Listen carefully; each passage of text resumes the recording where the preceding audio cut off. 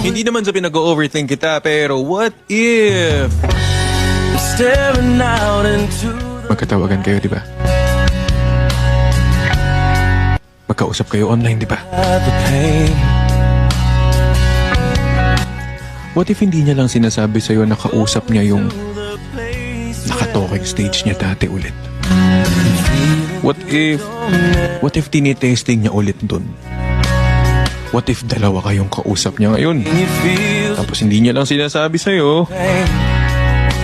baka mas nagugustuhan niya na ulit yun. I'm going home back to the place where I've Paano mo naman malalaman ang ganda-ganda ng trato sa'yo? always been enough.